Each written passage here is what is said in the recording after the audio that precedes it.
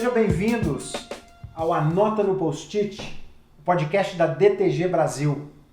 Estamos no segundo episódio e primeiro eu queria agradecer a todos que nos assistiram no nosso episódio de estreia. Muito obrigado por ter assistido, por ter se inscrito no canal, por ter deixado a sua mensagem, a sua contribuição. A gente recebeu mensagens super legais, com ideias, com sugestões. Isso é sempre muito bem-vindo, tá, gente? Nós estamos aqui hoje no escritório da DTG. Estamos aqui presentes, além dos meus convidados, que eu vou apresentar daqui a pouquinho, o Henrique e o Cola, que estão aqui na equipe de produção, a Bel, também, que está aqui com a gente, o Ciso Lima, também está facilitando, como ele fez no nosso primeiro episódio. E agora eu quero apresentar aqui do meu lado, está o Eduardo Rigoto, meu sócio aqui na DTG Brasil, junto com o Ciso Lima, também sócio da DTG Brasil. E estamos aqui do lado a presença luxuosa de Priscila Santos, essa nossa querida amiga, consultora, fundadora da Beehive, que é uma consultoria de estratégia e cultura, parceirona nossa aqui na DTG Brasil em vários negócios. E antes da gente introduzir o tema deste episódio, eu queria que você contasse para a gente, Rigoto, como é que você conheceu a Pri e como que ela acabou se aproximando da gente, né? Acho que essa é uma história bem inspiradora, né? Não é muito inspiradora por causa do volume de negócio que a gente já fez de lá para cá, né, Pri? Eu conheci a Pri num cliente, onde a Pri já trabalhava. A Pri é uma consultora muito experiente, trabalha já há muitos anos com cultura organizacional, e ela vinha trabalhando transformação cultural nas empresas, para uma cultura mais humanizada, uma cultura mais voltada para as pessoas e para entrega de valor para fora. E ela estava tendo muita dificuldade de colocar isso aí, não só nesse cliente, mas nos outros clientes dela de um modo geral. E ao mesmo tempo a gente também estava tendo isso, a gente estava querendo criar uma forma de fazer estratégias mais colaborativas, estratégias mais voltadas para fora, mais voltadas para o valor que a gente entrega para o cliente, estratégias muito mais construtivas do ponto de vista de mercado, do que aquela estratégia padrão que a gente mesmo fazia antes, né, por muitos anos, que era aquela estratégia que seguia as 4 avenidas, aquela coisa toda. E a gente estava tendo muita dificuldade de ter sucesso nas estratégias nas empresas, porque a cultura da empresa não recebia isso. E aí, nesse lugar que nós começamos trabalhando junto, nós não começamos bem, né, Pri? Não. No começo nós tivemos muita dificuldade de acertar o passo, mas a hora que a gente acertou, fez buff. Essa empresa teve um grande crescimento e ela conseguiu fazer uma estratégia de sucesso e transformar a cultura. E aí a Pri, muito generosamente, nos convidou para participar de outros projetos em outros clientes dela, e os clientes todos foram conseguindo grandes resultados aí nesse período. Tem 2 anos só isso, parece que é muito mais, né, Pri? 2020, e nesse período aí nós fizemos, 3 anos quase. 3 já. anos. Nesse período nós fizemos já dezenas de projetos aí, legal, todos hein? muito bem sucedidos. Pô, super legal. Você estava falando aí, né, de transformação cultural, e isso tem super a ver com o tema deste episódio. Neste episódio nós vamos falar das mudanças e do impacto que elas causam na saúde mental das pessoas. Um tema que está super em pauta, seja nas nossas conversas, dentro das organizações, mas também a gente está vendo aí na internet muita gente falando disso, nos meios de comunicação. Então é muito oportuno a gente dedicar esse episódio a esse tema. E eu acho que para a gente começar a se situar, especialmente nós que somos leigos, né, porque a Priscila é psicóloga, primeiro eu queria que você contasse para a gente, afinal de contas, o que é saúde mental, né? Acho que essa é um bom início para essa conversa. Legal. Primeira coisa que esse tema nunca foi tão falado como tem sido falado aí nos tempos atuais, assim. E a saúde mental não é ausência de doença. Ela está muito mais relacionada com o bem-estar físico, emocional e a forma como a gente faz gestão dessas emoções na relação com o outro, na relação interpessoal. E a gente percebe aí um impacto muito grande que a gente está vivendo na sociedade, especialmente nas empresas, frente a todas as transformações que estão acontecendo no mundo, né? Se a gente para pensar o período da pandemia, toda a energia humana ela foi canalizada para sobreviver. E hoje, e aí quando a gente olha para a saúde mental, diferente de uma doença biológica que você tem um sinal e você vai lá e toma um remédio, faz um tratamento e trata, a saúde mental ela vai dando vários sinais de equilíbrio ou de desequilíbrio. Tratar, e aí quando chega no processo de adoecimento mental, normalmente foram vários sinais que eu desconsiderei numa jornada de tempo aí, às vezes até longa. Então, falar de saúde mental é entender o sujeito na sua complexidade. Entendi. Tá? Olha só, você falou da pandemia. Acho que a pandemia, ela foi um evento, né, de proporções mundiais e que acabou evidenciando essas questões da saúde mental e agravando ou até disparando problemas de saúde mental. Mas, ou seja, uma transformação muito, muito forte na vida de todos nós e que geralmente que causou, né, esse impacto na vida das pessoas. Mas a saúde mental é impactada não é apenas por um evento atípico como uma pandemia, né? Uhum. Eu imagino que desde que o mundo é mundo, desde que a gente existe, a gente se relaciona e o mundo vai evoluindo, uma série de transformações vão acontecendo e essas transformações causam algum impacto. Eu queria ver com você, Rigoto, de quais transformações, afinal de contas, a gente está falando, sobretudo essas mais atuais, da atualidade, que estão gerando tantos impactos e talvez tanto desconforto junto às pessoas. Rubinho, eu vou falar um pouco mais das empresas, da relação de trabalho nas empresas, onde que eu vejo, de onde vem essa dor que tem causado as questões de saúde mental. Primeira origem disso, que é muito marcante na minha visão hoje, é a questão da volume de informações às quais a gente tem acesso. Esse dia a gente estava acompanhando uma palestra e a pessoa falou alguns números, eu não conheço a fonte, mas são números impactantes. O primeiro deles é o volume de informação que as nossas avós receberam na vida inteira, a gente hoje recebe em uma semana. Caramba! É muita coisa. Todo dia você está gerando mais conteúdo, mais conhecimento e você tem uma necessidade de estar atualizado. Você está sempre atrasado. É impossível estar atualizado. Dentro da minha área, o primeiro livro de estratégia empresarial foi escrito na década de 60. Ou seja, até 1960, milhares de anos, aí o homem não tinha escrito nada sobre estratégia. De lá para cá existem 20 mil artigos sobre estratégia empresarial. E por ano a gente está produzindo mais de 2 mil. Ou seja, impressionante e é impossível você se manter atualizado. É impossível você estar tendo conhecimento no último nível. Igual você tinha alguns anos atrás. E os profissionais continuam se cobrando. Não, eu preciso de ler todos os artigos, eu preciso de conhecer tudo o que está acontecendo. E algum cliente fala assim, Rigoto, você leu o novo artigo da Harvard Business Review sobre estratégia para X coisa?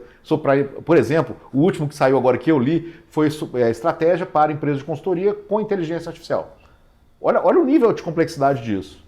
E eu me sinto cobrado, me sinto obrigado a ter isso aí. Isso é uma pressão que eu sinto que é muito grande. Olha que legal. Lembrando para aqueles que nos assistiram no primeiro episódio e para quem está chegando, a gente tem o hábito de toda vez que um aspecto ou uma coisa importante que a gente está falando se ressaltar aqui na conversa, a gente gosta de anotar no post-it como é o nome do nosso podcast. Ciso, acho que aí a gente já tem 2 questões para a gente anotar no post-it, que é esse volume enorme de informações a que a gente está tendo acesso. Você falou também da complexidade que nos é apresentada por essas informações todas. Né, e aí você vai ter uma prática profissional que fica muito dependente de você estar sempre atualizado. E quando você busca isso, você entra num caminho que não acaba nunca. E isso vai te trazendo um desconforto constante. Segundo aspecto que eu acho que tem acontecido nas empresas e com os profissionais também é a concorrência. O grau de concorrência ganhou um volume, um patamar muito maior do que a globalização havia trazido. Mas concorrência em que sentido? Concorrência em todos os sentidos, Rubens. O primeiro, Rubinho, né? O primeiro conteúdo a primeira concorrência que a gente vê é a concorrência entre as empresas de um modo geral. Né? Hoje o mercado é global, a pandemia deu uma velocidade absurda a isso, né? Então todas as compras hoje podem ser feitas em diversos canais, diversos fornecedores, você não consegue mais ter uma fidelidade tão grande aos seus canais, existe uma fidelidade a marcas, às vezes até maior, mas a fidelidade a canais se perdeu. Então você tem uma concorrência em todos os sentidos, empresarialmente falando. Então todas as empresas começaram a perceber a chegada de concorrentes que estão mudando o mercado. Seja com inteligência artificial, com tecnologia, com mais acesso, às vezes até com um tratamento mais humanizado, né? Mas as coisas estão mudando. O cliente mesmo que nos apresentou, o negócio dele nesses 2 anos mudou. Se o modelo de negócio antigo que ele tinha, quando a gente nos conheceu lá no negócio dele, se ele tivesse ficado daquele jeito, ele não estaria vivo mais hoje. Ele teve que transformar nesses 3 anos o negócio dele da água para o vinho. Felizmente ele conseguiu, é um excelente empresário, fez uma grande transformação na empresa dele. Mas essa concorrência ela vai além disso, ela vai de uma forma mais profunda. A gente hoje, com as redes sociais, a gente está exposto à concorrência de todos os aspectos o tempo inteiro. Desculpa te interromper. A concorrência pela nossa atenção, por onde a gente coloca a nossa energia, seria uma coisa assim? Isso é um caminho de ver isso, Rubinho, mas tem um outro caminho que, do ponto de vista de saúde mental, queria que até para ele falasse um pouquinho disso depois, é muito pior. Porque quando você está vendo a rede social, você vê o cara que é seu concorrente, por exemplo, no trabalho, lendo o texto lá da Harvard, tá, pô, quem é meu concorrente agora tá, pô, que sei se o Rigoto leu. Tem que ler também.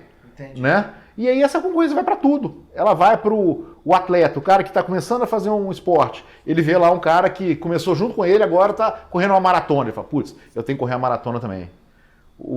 A busca por seguidores, a possibilidade de se comparar cresceu muito. E isso traz uma pressão o tempo inteiro para todo mundo. Nossa. Isso em algumas faixas etárias, na adolescência, você e eu temos filhos adolescentes, a gente sabe da consequência disso na adolescência. E os adolescentes talvez expressam mais essa dificuldade, mas isso acontece com todas as idades. Especialmente nas pessoas que já estão num caminho aí que talvez não seja tão saudável, né? Mais uma vez eu estou entrando na seara da Pri aqui, que já está num caminho não saudável, começa a ver isso e aí se perde ainda mais na questão de ser pressionado por uma concorrência que na verdade eu não devia nem sentir. O aspecto que eu acho importante falar também é que a gente tem muito falado da tecnologia. E a tecnologia, na verdade, como a gente pensa para tudo, né, Rubinho? É o meio em que essas coisas acontecem. Então a inteligência artificial vai trazer uma mudança importante de concorrência, você vai ter como concorrente pessoas muito menos preparadas que você, mas que estão mais preparadas para usar a inteligência artificial para fazer as coisas que você faz hoje com a sua inteligência. Novas profissões vão surgir por causa da inteligência artificial e aí você coloca nessa cesta uma complexidade muito maior para as pessoas terem que lidar com isso. Nossa, ouvindo o Rigoto falar, eu já fiquei angustiado. Só de ouvir ele falar. Aí imagina se eu estou numa posição que eu tenho de lidar objetivamente com essas questões. Quer dizer, aqui nós como empresários aqui na DTG Brasil, a gente lida com isso. Mas eu quero te provocar, Pri, nesse sentido. Diante de tanta transformação, uma angústia que eu não tenho controle sobre o que eu sinto. Assim, a angústia vem. Eu não tenho como falar assim, não sinto angústia, Rubinho. Não tem, eu vou ficar angustiado com esse negócio. Pressões, ok, pressões, se elas vêm de fora, também não tem muito como controlar, né? Alguém me pressionando, o mercado, a concorrência, um chefe, um líder. E a Pri? O que isso tem causado nas pessoas, sobretudo nas pessoas exercendo funções dentro das organizações? Essas pessoas estão adoecendo, eu fico imaginando que elas devem estar adoecendo. Rubinho, eu entendo e eu vivo isso todos os dias. É angustiante você perceber o nível de cobrança das pessoas quando o caso aí que o Rigoto acabou de falar, olha para as redes sociais, vejo aqui o que está acontecendo no mundo e o tempo inteiro eu me coloco e filtro o mundo estando muito aquém dessa realidade. E aí eu já entro e já enxergo a realidade, o mundo, no lugar de tô atrasado. Existem várias formas da gente representar a nossa realidade. E aí eu falo que o papel assim de transformar uma cultura o que eu consigo olhar para essa realidade e captar enquanto oportunidade. Porque existem várias formas, né? A gente está vivendo um momento até de discussões onde as pessoas tendem a ter opiniões binárias, ou é certo ou é errado.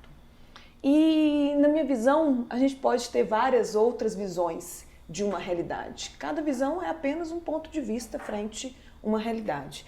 E aí, no momento que a gente olha para essa realidade com o olhar da abundância, o Rigoto fala muito isso quando ele está facilitando o processo de construção de estratégia, o olhar da abundância como que eu olho para essa realidade e eu busco a oportunidade que existe nesse cenário que a gente está vivendo. Porque se a gente para pensar, quando o Rigoto cita o exemplo que os nossos avós consumiram na vida, conteúdo que hoje a gente consome em uma semana, se a gente olhar para o futuro, isso só vai piorar, isso só vai se intensificar. Então hoje, se eu consigo olhar para dentro, acolhendo essa angústia, Porque uma ilusão também é achar que a gente controla as nossas emoções. A gente não controla as emoções. Talvez a gente possa ter controle sobre o que eu faço com isso que eu estou sentindo. Exatamente. Eu me conheço, eu olho para dentro, eu entendo as minhas emoções e eu escolho o que eu vou fazer, como que eu vou me comportar neste ambiente para que esse comportamento seja mais útil conforme os meus objetivos. E você pode também gerenciar o ambiente para gerenciar a cultura, né? Fala um pouquinho desse negócio, você fala legal. Disso aí. Quando a gente trabalha transformação cultural, a base da transformação cultural e a base também até da atuação das pessoas dentro de uma organização que são os guardiões lá da cultura, de gente cultura, os RHs, a base é a criação de um ambiente. A gente cria um ambiente para que, a partir da criação desse ambiente, a gente tenha o melhor das pessoas que fazem parte desse grupo. Isso é para anotar no post-it, preciso. É mesmo, né? Criar um ambiente para que o ambiente possa potencializar que as pessoas façam o melhor de si, né? Consigam os melhores resultados. Exato. E eu vejo a grande dor, por exemplo, dos profissionais de RH. E normalmente, quando você vai entender o que está por trás dessa dor, Rubinho, é que por trás dessa dor, eu ainda não consegui ressignificar o meu papel nesse mundo empresarial. E na minha visão, um grande desafio do profissional de gente, cultura, de RH, meu papel é como facilitador. Entendi. Eu não sou Mulher Maravilha para garantir que eu vou ter aqui um resultado esperado. Eu facilito, eu crio um ambiente para que as pessoas em conjunto consigam gerar aquele resultado esperado. Tá. Deixa eu te perguntar uma coisa. Você já começou a falar do papel do profissional, né, que lida com as pessoas, né, dentro das organizações. Mas eu queria, antes de chegar nesse ponto, explorar um outro aspecto. Olhar para as oportunidades. Tá? Ok. Se eu me considero saudável emocionalmente, mentalmente, talvez eu consiga fazer esse exercício. Mas e o sujeito que já está adoecido? Como que ele tem capacidade de fazer isso? Eu fico imaginando como leigo que não. E como que a gente pode ajudar essas pessoas? Rubinho, até interessante, a gente estava essa semana com um cliente e normalmente esse discurso da abundância que eu faço motiva as pessoas se sentem bem com ele e tal, né? E aí essa cliente já tinha ouvido o discurso e tal, e aí a gente estava tendo uma reunião de acompanhamento, de estratégia, e aí ela virou e falou assim para mim, Rigoto, eu não estou conseguindo ter olhar de abundância para cá. Aí eu estava pressionando ela para ter olhar de abundância e piorando a situação de uma pessoa que estava sendo pressionada por nós, que na verdade queríamos acolhê-los, né? Então assim, até mesmo esse olhar de abundância que normalmente facilita a questão das coisas, é uma pressão. Tipo assim, cara, você precisa achar uma oportunidade aí. Tudo vira pressão. Tudo vira pressão. Talvez ela não tivesse no momento certo que a permitisse olhar isso.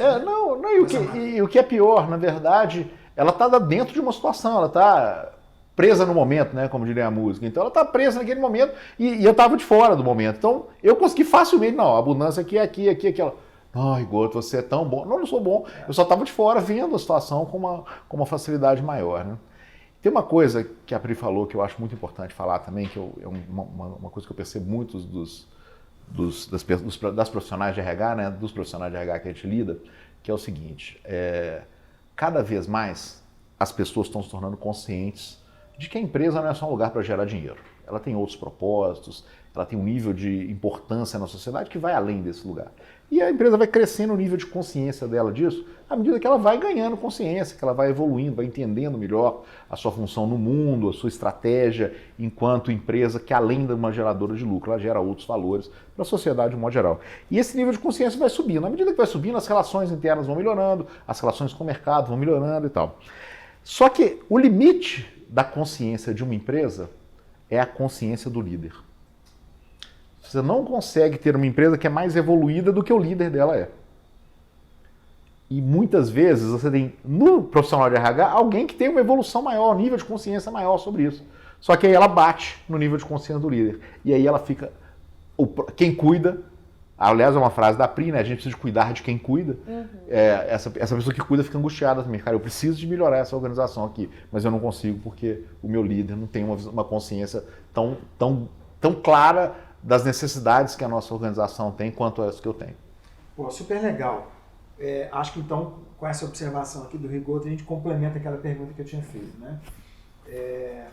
Uma pessoa adoecida é capaz de enxergar essas oportunidades? E aí eu estendo também a pergunta a um líder adoecido é capaz de guiar as pessoas ou de ajudá-las a enxergar esse caminho, essas oportunidades? Como que um líder pode influenciar, estimular, criar esse ambiente para que as pessoas sejam autônomas, capazes de não só de enxergar as oportunidades, mas de atuar nessas oportunidades e criar coisas novas, de gerar valor, etc. Rubinho, eu parto de um princípio que você só dá aquilo que você tem. Se você está vivendo um momento ali de angústia, de sofrimento, de desequilíbrio, o que você vai oferecer para o meio é isso. Então, quando você me pergunta, ele é capaz de criar esse ambiente, de oferecer isso para as pessoas na qual ele lidera? Ele é capaz, desde que ele consiga fazer um exercício de olhar para dentro e entender o que está acontecendo no mundo interno.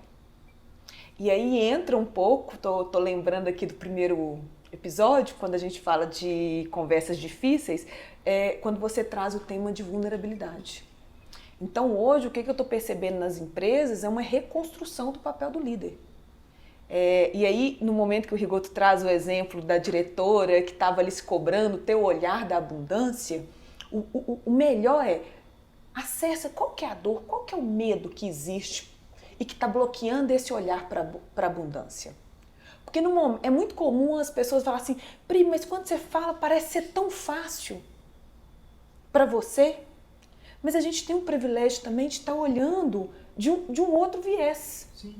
Eu consigo manter um afastamento emocional daquela realidade e consigo ver outras possibilidades de repertórios ali para aquilo que as pessoas estão vivendo, mas é porque eu estou fora daquela realidade. Quando você se envolve, é impossível você não se envolver emocionalmente com o meio ali onde você está convivendo. Então, a primeira estratégia, empatia cura.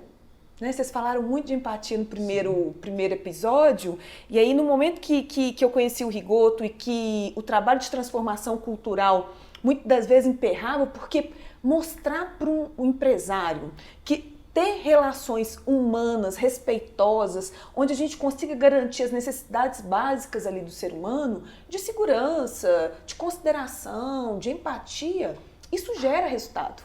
No momento que nós conectamos isso com a estratégia e os números vieram, o negócio assim se transformou. Então, é possível oferecer algo diferente? Sim, desde que a gente olhe para esse líder, tire ele lá do pedestal, do lugar do poder e consiga trazer ele para um lugar humano. Tá tudo bem. Em alguns momentos eu não estar bem. Olha que legal você está falando. Isso aí tem um outro aspecto, né, Pri, que você fala muito também, que é quando você traz o líder para o lugar humano e você tira ele da pressão de ser aquele cara que vai falar, não, a estratégia é essa, o caminho é esse, ele tem que ser a pessoa que vai abrir os caminhos, iluminar a estrada e tal, e começa a compartilhar com as pessoas, não, vamos criar a estratégia, vamos ver o que vocês entendem do nosso mercado, vocês estão mais próximos dos nossos clientes, vocês entendem mais o que está acontecendo no mercado aqui. Olha que legal. Eu queria aproveitar essa fala sobre esse papel do líder nesse processo aí e chamar a participação da Patrícia Cotton. A Patrícia é consultora, fundadora da Upside Down Thinking, uma consultoria que trabalha com mudanças, né? E ela tem um trabalho específico com CEOs. E eu queria que ela contasse para a gente como que está acontecendo essas mudanças, esse impacto das mudanças junto aos CEOs. E logo em seguida a gente vai falar aqui sobre isso também. É com você, Patrícia, seja bem-vinda. Olá, muito obrigada pelo convite, é um prazer estar aqui com vocês. E também uma responsabilidade abordar temas tão sensíveis nesses tempos incertos, ansiosos, complexos, interdependentes. Falar de liderança e saúde mental me faz querer ir para o fundamento disso, né? Para a base. Acho que em tempos nebulosos isso sempre ajuda bastante, né? A gente ter clareza, lucidez no sentido de colocar luz sobre. Então eu entendo que a base da saúde mental tem a ver com a palavra heal, né? Que é cura em inglês, que vem de hold, de inteireza. Então, quando a gente tem uma relação com a vida e com nós mesmos de inteireza, de cuidado integral, de visão holística, naturalmente a gente vira uma seta de cura para nós mesmos e para o mundo. Eu acho que é esse o grande desafio das lideranças nesse momento de mudanças paradigmáticas, de aceleração, né, das transformações acontecendo num tempo que a gente não tem capacidade de processar. Então, na medida que a gente tem líderes que exercem o papel de farol, que atuam com interesse, considerando, né, incluindo todas as nossas dimensões, corpo, mente, alma, psique, consciência, planeta, não só a empresa, cultura da empresa, país de atuação da empresa, a gente consegue ser uma seta de cura e de visão maior para as pessoas. Ainda com essa perspectiva de fundamento, eu gosto bastante das palavras que para mim soam como um contraponto: desastre e consideração. Desastre vem de má estrela. Quando a gente foca na má estrela, né, ou perde a visão das estrelas, a gente ruma ao desastre, ruma a um caminho desfavorável necessariamente.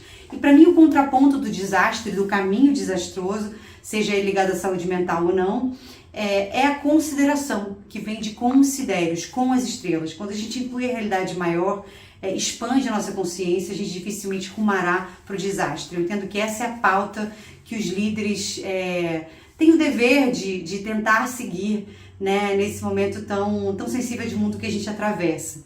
E aí, assim, a minha observação, né, trabalhando com CEOs, é de que todo mundo quer mudança, mas nem todo mundo quer mudar, né? Todo mundo quer, grande parte das pessoas quer querer mudar, mas tem pouco apetite, coragem, disciplina, disponibilidade e até mesmo humildade para isso. E aí a provocação que eu deixaria aqui, assim, uma pimenta final para os CEOs, para as lideranças que nos assistem, por que alguém seguiria você? Você já parou para pensar nisso? Se a gente tirasse o seu poder formal e você tivesse o desafio da legitimidade, de que maneira esse espaço seria bem preenchido para que você seja um farol de liderança de negócios, mas sobretudo de uma sociedade mais sã, no sentido mais amplo dessa palavra. E para fechar esse mundo em que todo mundo quer influenciar, né, ter seguidores, eu acho que é super importante a gente pensar de trás para frente sobre isso, né? Eu trabalho com pensamento reverso para promover transformação, então meu convite antes de querer influenciar alguém, até que ponto você se permite ser influenciável ou não, e até que ponto você percorreu uma estrada saudável de autoestudo e autorregulação para então exercer essa imensa responsabilidade que é influenciar o outro. Pô, obrigado, Patrícia. Super legal. Eu queria aproveitar esse gancho, então, e perguntar para vocês dois, né? Aí no nosso papel como consultores, a gente lida com CEOs, né? E como que vocês têm percebido, né? Essas pressões, como eles têm lidado com essas pressões? Como que anda a saúde mental dos CEOs com os quais a gente se relaciona? E como que eles estão lidando com isso para criar esse ambiente saudável dentro das organizações? Quem que quer contar primeiro? Vamos lá. Eu tenho percebido nos CEOs, de um modo geral, todos eles estão cansados, né, Pri? A primeira característica é a exaustão. Você vai conversar com... A gente tem um CEO que a gente trabalha muito próximo, é amigo nosso também e tal, que é um cara, ele é atleta, ele tem uma força física muito grande, uma energia enorme, e esse cara tá cansado. A hora que eu vi esse cara, eu falei, poxa, se ele cansou, o negócio tá grave. O negócio tá grave. Mas, de um modo geral, todos eles, quando a gente começa a reunião, eles até falam isso, tô cansado, tá difícil, tô cansado e tal. Então, todos eles estão muito cansados. E esse cansaço, falando desse CEO específico, né, ele não está cansado fisicamente, ele está exaurido mentalmente, da quantidade de coisa que ele está tendo que lidar. E ontem foi até engraçado, eu fui numa reunião que são dois sócios, um é CEO, outro é diretor comercial, e um falando, nossa, você tá cansado, hein? Não, você também tá. Aí eles falam assim, não, Rigoto, você também tá. Aí eles foram mas assim, eles estão todos muito cansados. E eles estão todos muito pressionados pela necessidade de fazer algo diferente. Todos eles falam assim, o mundo está mudando, essa empresa também precisa de mudar, o que eu tenho que fazer para mudar? E aí essa pressão está deixando eles no limite do cansaço, e aí é nesse lugar que eles começam a dar os sinais que a Pri começou falando. E aí de todos eles, isso é uma constante nas nossas conversas, quando a gente sai de uma conversa com o CEO. Esse cara precisa de ajuda. Uhum. Todos eles, Rubinho, esses sinais que a Pri falou, eles começam a aparecer em todos. Você contando isso, eu fico imaginando o seguinte, todo mundo tem a quem recorrer, né? E o CEO, né? Ele recorre a quem? Eu fico imaginando que essas pessoas devem viver uma solidão muito intensa. Para pensar, nós como indivíduos, né, quando a gente sofre, normalmente a gente já se sente meio solitário, né? Acho que mesmo aqueles as pessoas que são mais abertas, que às vezes compartilham esse sofrimento, mas sentir é solitário pela sua própria essência. Eu sinto. Eu não sinto o que você sente, nem você sente o que eu sinto.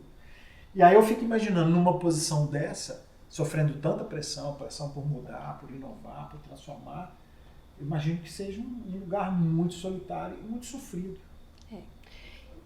Isso, quanto maior a capacidade da pessoa trazer a responsabilidade toda para ela, maior o sofrimento.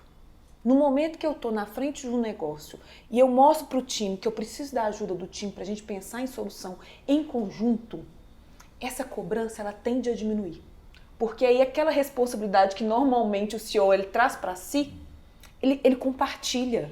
E é lindo esse movimento, porque vai surgindo, eu sempre falo que dentro do grupo tem uma inteligência ali que você pode acreditar que ela vai surgir, dê liberdade, cria um ambiente e dê clareza do caminho que as pessoas vão se manifestar e vão condicionar as ações em prol daquele caminho. Quanto maior a capacidade do CEO mostrar sua vulnerabilidade, de pedir ajuda, maior a rapidez ali da transformação. Então, CEOs que se mantêm rígidos num lugar de poder e de saber aqui, eles tendem a ter um processo de adoecimento maior. Fico imaginando que isso não é fácil, não. Não. Porque acho que a gente vive numa cultura de negócios em que Pois o CEO é o grande líder, aquele que vai trazer a grande iluminação. E pelo que você me contou agora, muitos deles não sabem, não fazem a menor ideia do que fazer. Não, na verdade, eles até sabem o que fazer, Rubinho. E isso é pior. Isso é pior. Ontem, o cliente falou assim, eu fiquei indignado quando você me falar isso, Rigoto, porque ele está tentando fazer uma transformação cultural e a gente contou para ele ontem, a gente foi o carteiro, né, que a transformação cultural não aconteceu ainda. Então, Rigoto, tem 1 ano e meio que eu estou trabalhando com isso, estou dando vários exemplos disso e as coisas não aconteceram. E ele até falou, estou indignado, ele é um cara que gesticula muito, estou indignado com isso e tal. Por quê? A transformação não depende dele. Depende de todo um conjunto de coisas. Esse cara, inclusive, é um cara que trabalha a colaboração muito bem, ele construiu um planejamento estratégico muito colaborativo, as pessoas lá estão engajadas, mas ele tem uma cultura muito forte que ele precisa de remar contra.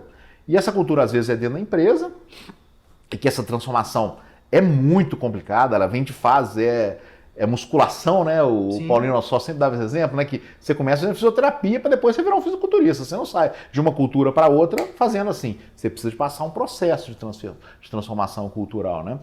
Então, a grande mudança que a gente precisa de colocar na mentalidade do CEO é que ele não precisa de ser essa pessoa. Entendi. Ele não precisa. Ele tem um poder de julgamento, ele é o cara que vai tomar as decisões, mas ele não precisa de ser o cara que traz toda a inteligência. Ele pode usar a inteligência coletiva que a Pri traz para a gente e as individuais que existem na organização para construir junto dele. Só que a nossa cultura dentro da empresa, muitas vezes a empresa escolhe, não. É muito comum a gente estar numa reunião com diretores e os diretores pedirem para o CEO, qual o direcionamento que você dá? Eu acho isso uma maldade. Uma sacanagem, para falar a palavra que eu usaria. Tá uma sacanagem, porque, pô, cara, você é diretor. Escolhe aí o seu direcionamento, pô. Você quer que eu te dê isso aí? Então compartilha, Então compartilha sua dúvida, vamos fazer junto. Agora não fica me cobrando isso. E é muito comum a gente ver isso na realidade das empresas. E isso acontece internamente e acontece externamente também. O resto da sociedade cobra daquele CEO que ele seja bem-sucedido, que a empresa dele seja bem-sucedida e que ele tenha uma estratégia clara. É muito perverso isso, né? Pô, obviamente, tá, Rubinho, eu não quero entrar nesse lugar de coitado dos CEOs, não é isso que eu quero estar falando aqui não, mas assim, a gente está tentando empatizar com uma pessoa que tem essas dores, tá? Por outro lado, uma coisa muito legal que a gente tem visto também nesses CEOs que a gente trabalha e tal, é que à medida que eles conseguem evoluir com a lógica da empresa, eles também ficam com um grau de satisfação muito legal, né, Pri?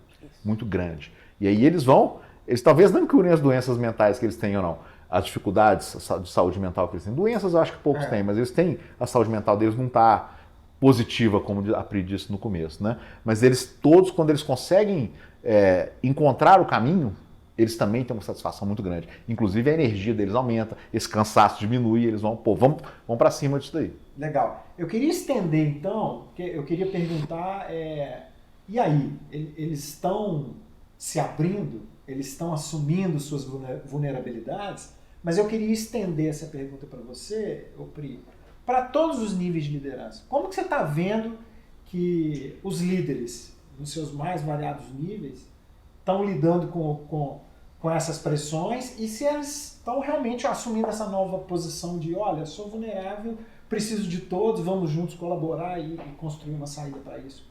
Como que você está percebendo esse movimento? Rubim, a gente está chegando a gente está vivenciando situações onde as pessoas não estão tendo escolhas. A gente já teve, né, no início aí do ano, uma situação onde, no meio de uma reunião, o CEO de uma empresa teve uma crise de pânico. Então, a gente está vivendo um cenário aí de adoecimento onde você não está conseguindo mais esconder aquilo que muitas das vezes a gente aprendeu na nossa história, que mostrar a nossa vulnerabilidade é mostrar fraqueza. E eu sempre falo que por trás de toda ação agressiva tem uma situação, uma necessidade trágica não atendida. Então, quando você abre espaço para acessar o que tem por trás desse CEO, que é um ser humano, que tem ali uma história de vida, que tem uma experiência, que tem uma autocobrança muito grande, que vive esses conflitos todos aqui, que socialmente, na família, ele precisa lidar com isso. Quando você encontra esse ser humano, você encontra uma fragilidade humana que é própria da nossa existência. Necessariamente não tem nada a ver com o trabalho. Não tem a ver com a posição ali. A posição, muitas das vezes, a gente cria ali um estereotipo, mas muitas das vezes peraí, mas quem é a pessoa por trás daquele papel que ele ocupa? E no momento que você acessa essa pessoa, você abre espaço para a pessoa virar e falar assim, Pri, tá foda. Tá difícil, eu não tô entendendo o que tá acontecendo, porque às vezes eu tô vendo que minha memória tá faltando. Eu não sei o que é acontecendo, porque às vezes acontece assim, do nada eu fico muito nervoso. Me dá vontade de avançar numa outra pessoa. Então, quando você abre espaço para a pessoa mostrar isso que ela tá sentindo, a pessoa normalmente sai assim, tipo, opa, peraí. O falar cura. Quando a gente abre espaço para fala, normalmente a pessoa consegue acessar ali que emoção é essa, que trauma é esse que está por trás, e eu consigo ressignificar essa realidade e ver outras possibilidades. Tá. E nessa hora acontece uma coisa muito legal. Lembra que eu falei que das profissionais de RH querendo aumentar o nível de consciência? Quando isso acontece, o nível de consciência do CEO aumenta. E aí dá um espaço para os profissionais de RH também trazer. Eu queria até falar um pouquinho das profissionais de RH, né, Pri? Que a gente... Deixa eu só aproveitar essa fala. Claro. Porque normalmente o que eu vejo da dificuldade da gente enquanto profissional de RH é ter esse papel, é conseguir entender esse papel na relação dentro de uma organização. Porque normalmente a gente já vai com um papel de querer salvar uma realidade. E aí, no momento que eu me conecto com o outro para eu tentar salvar, tipo, esse comportamento não pode porque está gerando um impacto na base, nas pessoas, eu não consigo entender o que está por trás do comportamento. E eu parto de um princípio básico, assim, que a gente não muda um comportamento de uma pessoa. A gente entende o que está por trás daquela programação, a gente acessa a programação para aí sim mostrar para ela que tem outras formas de programar a atitude para ela ser mais útil para aquele momento que a gente está vivendo. Né? Entendi. Eu fico pensando o seguinte, toda pessoa que está passando por um ou está doente emocionalmente, ou está passando por um processo de adoecimento, ela precisa de ajuda. Sim. E você me corrija, por favor, se eu estiver enganado. E eu imagino, pensando nessas pessoas como profissionais, elas precisam de ajuda, tanto no plano individual, pessoal, quanto também nas questões organizacionais, né? Mas não existe separação entre indivíduo e profissional, é tudo uma coisa só. Como que a gente pode oferecer ajuda, então, para essas pessoas? Eu sei que dentro das organizações existem a área de recursos humanos ou área de gente, cultura, né? Hoje em dia essas áreas estão passando por uma transformação até de entendimento do seu papel e tal, e muitas dessas áreas estão mudando de nome, né? Mas assim, como que a gente oferece ajuda para todas as pessoas, líderes e liderados, né? Já que tem essas duas perspectivas, uma que é de foro muito particular e outra que afeta diretamente ali a execução do seu papel, da sua função dentro da organização. Legal, Rubinho. Primeiro passo, assim, a pessoa para receber uma ajuda, ela precisa, primeiramente, perceber que ela precisa de ajuda. Você não consegue oferecer aquilo que a pessoa... Assumir que, tipo, não estou bem. Exatamente. Tá? Ontem, por exemplo, um CEO me ligou e falou assim, Pri, eu fiquei 2 horas conversando aqui com o diretor da empresa e é impressionante, porque o problema sempre está no outro. Eu fiquei 2 horas conversando com ele, falando da necessidade que eu tenho dele se conectar diferente com as pessoas e em nenhum momento ele se abriu para olhar para si. Porque eu não mudo o comportamento do outro, eu mudo o meu comportamento para que a mudança do meu comportamento gere impacto no meio onde eu vivo. E no momento que eu tentava conversar com ele o tempo inteiro, a culpa é do mundo, a culpa é do outro, é o outro que não traz da forma como tem que trazer a informação. O que se faz numa situação dessa, Pri? E aí, primeiro pedido, você pode conversar com ele? Né? Então, assim, se a pessoa não se abrir, Rubinho, para tentar entender aquela realidade de uma forma diferente, realmente fica muito difícil ajudar. E aí entra, né, eu sempre trabalho com as 3 leis sistêmicas que regem ali uma formação de grupo, e a primeira lei sistêmica é o pertencimento. Para a gente formar um grupo coeso que se une em prol de um objetivo, as pessoas precisam se sentir pertencentes àquele grupo. O meu papel com esse diretor, por exemplo, é tentar entender o que está por trás dessa rigidez de modelo de mundo, de modelo mental. Só que o pertencimento dentro das empresas ele é temporário. A nossa relação dentro do trabalho, no ambiente de trabalho, é uma relação comercial. E muitas das vezes o que acontece nas empresas é que a pessoa confunde um pouquinho a relação comercial com uma relação familiar. E aí ela se enrijece no modelo ali de comportamento e ela vira e fala, eu não vou mudar o meu jeito de ser. Você que mude o seu. Esse é o meu jeito, é isso que eu tenho para oferecer. E aí muitas das vezes a gente tem que vir, peraí, essa aqui é uma relação de troca. A terceira lei sistêmica é o equilíbrio entre o dar e receber. A relação que existe dentro de uma organização, ela precisa ser boa para as duas partes. Porque se eu não me abro para escutar, para receber um feedback, para entender os movimentos aqui que estão acontecendo no meio que eu vivo e para, no mínimo, refletir sobre o impacto que isso está causando na estrutura, eu vou ferir a terceira lei, que é o equilíbrio. O que eu estou oferecendo para o meio está causando um cenário de desconexão das relações. E aí, às vezes, a gente precisa colocar um limite na relação. Peraí, isso aqui não é aceitável na cultura que a gente está construindo. E no meio de tudo isso, cara, tem a profissional de RH. Como você disse, está mudando de nome, está mudando de função nas empresas, estão sofrendo uma pressão enorme. Lembra quando a gente falou do que o mundo está mudando, as relações estão mudando? Para elas está super mudando, está em voga agora, fala assim, eu quero um RH estratégico. Todo CEO está falando isso, eu quero um RH estratégico.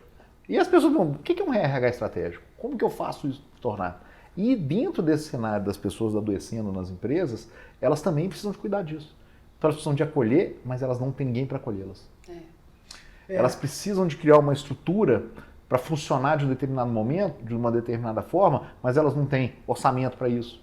Elas não têm uma equipe adequada para isso. Elas não conseguem sair do modelo que elas estão presas. Então o modelo, a empresa está criado um determinado modelo em que o RH tinha uma função, um orçamento, um conjunto de atividades. De uma hora para outra o CEO fala assim, eu quero uma coisa diferente aqui. Só que ele quer que a pessoa mude sem mudar o ambiente que ela está. Então elas ficam também super pressionadas, tendo que lidar com essa questão da saúde como um todo, né, que acaba, né, vindo sempre para elas são com todos que a gente conversa sobre isso, né, a gente percebe uma angústia muito grande. Pô, eu estou vendo as pessoas adoecerem na empresa e eu não sei como eu trato isso. Olha que interessante. Quem cuida de quem cuida das pessoas, né? O profissional de RH é quem formalmente assume o papel de cuidar das pessoas da organização. Mas eu te pergunto, é papel de quem cuidar das pessoas? Do meu colega, do meu liderado? Eu fico imaginando que esse papel não deveria ser apenas do RH. É papel de todo mundo cuidar de todo mundo. Inclusive eu vou cuidar do meu colega. Eu não sou líder dele nem nada, mas eu posso oferecer cuidado, atenção, carinho, empatia. É claro que um líder que tem uma equipe, ele também tem que cuidar das pessoas, né? Para que elas estejam felizes, para que elas tenham os recursos necessários para que possam fazer, né, exercer suas funções, etc. Né? Então, acho que são duas perguntas em uma. Né? É a responsabilidade de quem cuidar das pessoas e, no final das contas, e quem é que está cuidando dos RHs que estão sobrecarregados e pressionados, às vezes até assim como CEOs, pressionados por coisas que eles não deveriam estar se sentindo tão pressionados, que deveriam estar, de repente, compartilhando essa responsabilidade ou essa pressão. Legal, Rubinho. Primeira coisa, eu gostaria de falar até dessa questão do cuidar. Quando a gente olha para uma organização, eu estou falando de relações entre adultos. E a gente precisa o tempo inteiro entender que tem um adulto autônomo ali que é dono, que é responsável pela carreira e pela vida dele. Então, quando a gente fala do cuidar, a gente precisa tomar um certo cuidado, porque a gente criar um ambiente assistencialista cria pessoas dependentes daquele sistema. Tá. Então, na minha visão, o papel aqui do cuidar é para empoderamento de pessoas, é para ter o melhor das pessoas, é para que eu consiga garantir a base das necessidades humanas aqui atendida, como relação de respeito, de consideração, de empatia. É muito comum, agora a gente está vendo, por exemplo, empresas que a gente trabalhou a transformação cultural, trazendo um pouco dos conceitos da cultura ágil, agora que está vivendo crise, a colaboração se perde, porque um começa a chutar a canela do outro. E aí o nosso papel, peraí, nós estamos juntos aqui nessa relação, vamos pensar em soluções juntos, enquanto um grupo.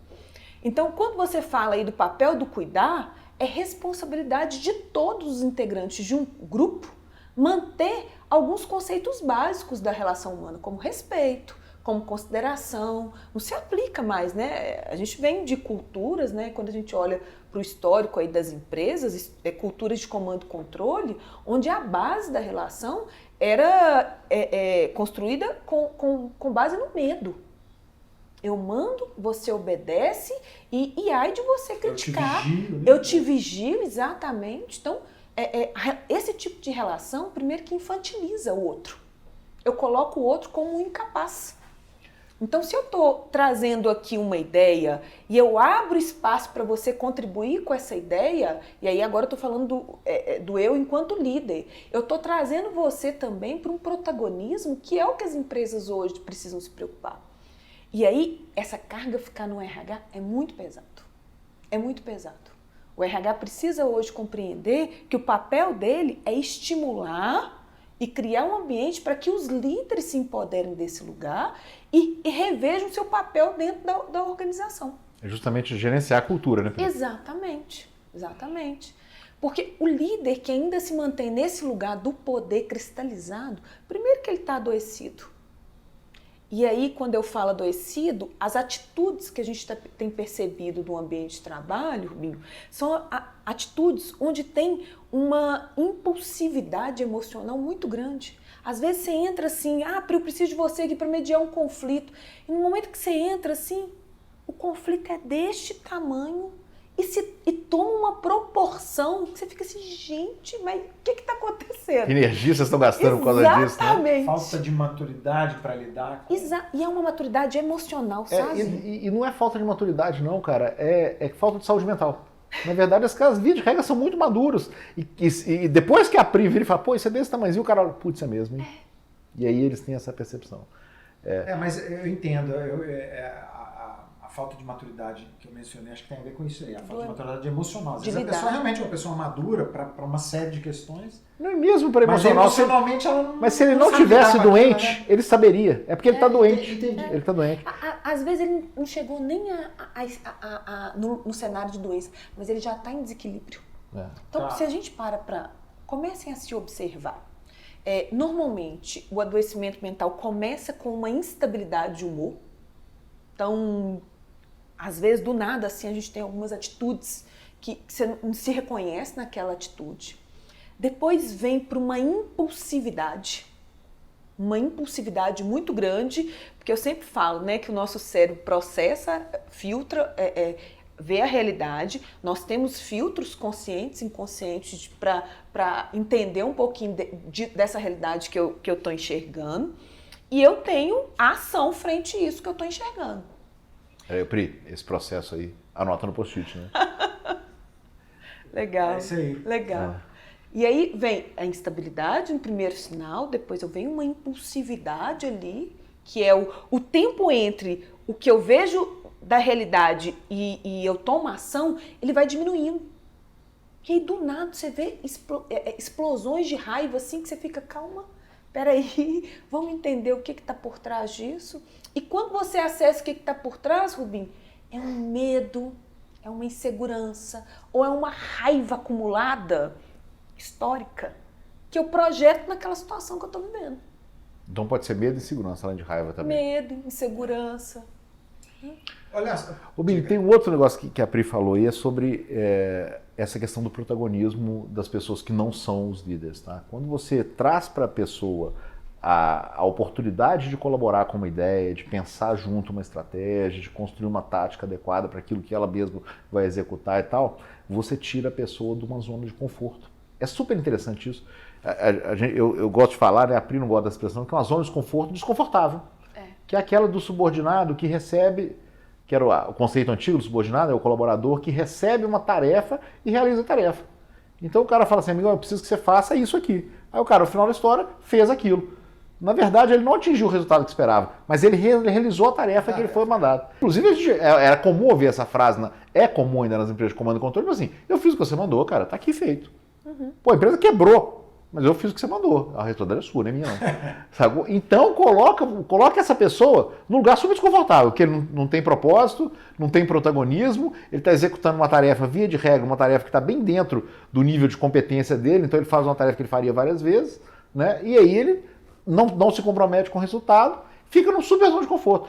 Ele também fica doente, porque via de regra, esse comando controle, o cara fala assim, faça essa tarefa, faça essa outra, faça 100 vezes. Então a pressão sobre ele é pelo volume de trabalho, e não pelo desafio intelectual ou mesmo manual que pudesse ser desafiador para ele, o desafio ali é o volume. E ele fica pressionado cada vez mais, a organização de comando controle pressiona esse cara, ele também fica doente. Mas ele está numa zona de conforto, porque ele delegou para alguém a tomada de decisão. E muitas vezes isso acontece no ambiente de trabalho, tem reflexo no ambiente pessoal, como você disse antes. Ele está ali assoberbado, com um monte de coisa para fazer, sem entender por que ele está fazendo aquilo. Quantas vezes, Pri, a gente na nossa prática, a gente vai conversar com a pessoa, falando, isso aqui não vai dar certo, não. O cara falou, mas mandaram eu fazer isso. E eu estou fazendo. Você já viu isso também? Em todo lugar você vê isso acontecer. Olha só, turma, acho que esse assunto é um assunto inesgotável, né? Assim, de muita complexidade, a gente pode abordá-lo sob várias perspectivas. Eu acho que o intuito desse episódio era a gente pautar, né, aqui no Anota no Post-it, esse tema que está tão em voga. E eu queria convidar você que está nos assistindo para se sentir à vontade, para compartilhar com a gente. Esse espaço, ele é um espaço de compartilhamento. Acho que a gente podia criar esse hábito, né, da gente poder ter liberdade para se manifestar e comentar, traz a sua perspectiva, o que você está vivendo, vamos trocar, vamos nos aproximar, que eu acho que todo mundo está sentindo falta disso, né? De um espaço seguro, em que a gente possa se abrir, onde a gente possa compartilhar o que a gente está sentindo, vivendo, enfrentando os desafios. Eu acho que essa colaboração, essa ajuda mútua, ela não precisa estar apenas circunscrita ao ambiente da empresa, pelo contrário, né? a gente compartilhando uns com os outros, você vive isso na sua empresa, o outro vive uma situação às vezes semelhante, mas com contornos um pouco diferentes. E acho que essa troca pode favorecer e ajudar todos nós, né, a lidar com essas mudanças, porque afinal de contas, todos nós somos impactados. Uns mais, outros menos, uns em determinado aspecto, outros em outros aspectos. Acho que é importante a gente poder compartilhar. Bom, antes de terminar, eu queria pedir para a Pri. Fica à vontade. Pri, dá pra gente aí um pouquinho de receita de bolo. O que você acha que uma profissional de gente cultura precisa de tomar cuidado para melhorar a saúde mental das empresas? Se puder fazer uma listinha aí, uma receitinha de bolo. Sem combinar, né, Pri? Pois Bola nas costas total, desculpa. Não, mas é tranquilo assim. Eu vou falar muito da minha experiência, tá? Então, o primeiro desafio é a ressignificação do nosso lugar dentro da organização. A gente também aprendeu a seguir tarefas. E muitas das vezes, eu vejo até hoje alguns profissionais, eu fiz o que foi solicitado. Então, o primeiro convite é: qual que é o impacto? Qual o resultado que eu quero gerar dentro de uma organização? E aí, quando eu penso em resultado, o que eu preciso fazer naquele ambiente para que as pessoas que estão ali gerem o resultado da organização. Então, eu gosto muito de falar que o RH hoje, ele precisa estar muito conectado com a estratégia do negócio, tá? Então, a primeira coisa, o seu lugar é na estratégia do negócio. A gente foi condicionado na nossa história a estar sempre à mercê, né? Executando aquilo que chegava enquanto direcionamento. Então, primeira coisa é a ressignificação do lugar. Segundo, a gente precisa trabalhar muito o autoconhecimento.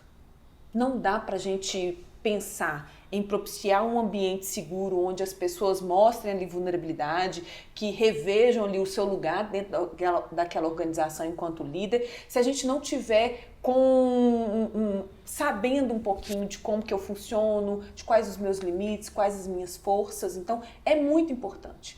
E aí tem uma técnica que às vezes assim, eu pergunto para as pessoas: vocês têm o hábito de parar todos os dias e olhar, fazer uma reflexão de como que foi o dia de vocês? Quais foram as emoções mais preponderantes assim durante o dia? E qual foi o resultado que eu gerei durante o dia? Vocês têm? Não, eu não tenho. Eu tenho. Você tem? Eu tenho. E eu não faço toda, não, mas eu, teoricamente, toda sexta-feira eu anoto reflexões da semana. Legal. Porque quando você anota, principalmente quando você para pensar e tem o hábito de anotar, você vai começando a perceber o que está por trás daquilo que eu estou realizando. Qual que é a emoção, qual que é o sentido disso para o meu mundo interno. E isso tudo está dentro do bolão aqui de autoconhecimento, né? Terceiro, abre espaço. Quando eu falo criação de ambiente, é criação de ambiente onde as pessoas entendam o propósito ali daquele grupo, entenda qual que é o caminho ali que a gente precisa construir para alcançar aquela visão de futuro e considere e acredite verdadeiramente que todo ser humano tem uma tendência a atualizar, que é uma força vital que te impulsiona para o desenvolvimento.